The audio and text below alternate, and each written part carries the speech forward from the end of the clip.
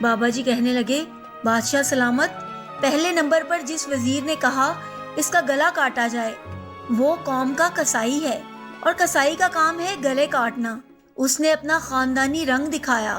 غلطی اس کی نہیں، آپ کی ہے کہ آپ نے ایک کسائی کو وزیر بنا لیا۔ دوسرا جس نے کہا اسے کتوں کے آگے ڈالا جائے، اس وزیر کا والد بادشاہوں کے کتے نہلایا کرتا تھا، کتوں سے شکار کھیلتا تھا، اس کا کام ہی کتوں کا شکار ہے، تو اس نے اپنے خاندان کا تعارف کرایا۔ آپ کی غلطی ہے کہ ایسے شخص کو وزارت دی۔ جہاں ایسے لوگ وزیر ہوں وہاں لوگوں نے بھوک سے ہی مرنا ہے نا۔ اور تیسرا، ایاز نے جو فیصلہ کیا تو سلطان محمود سنو، ایاز سید زادہ ہے۔ سید کی شان یہ ہے کہ سید اپنا سارا خاندان کربلا میں ذبح کرا دیتا ہے مگر بدلہ لینے کا کبھی نہیں سوچتا۔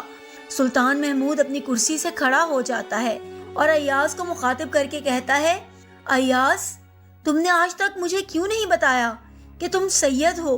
ایاز کہتا ہے، آج تک کسی کو اس بات کا علم نہ تھا کہ ایاز سید ہے، لیکن آج بابا جی نے میرا راز کھول دیا، آج میں بھی ایک راز کھول دیتا ہوں۔ اے بادشاہ سلامت، یہ بابا کوئی عام ہستی نہیں، یہی حضرت خضر علیہ السلام ہے۔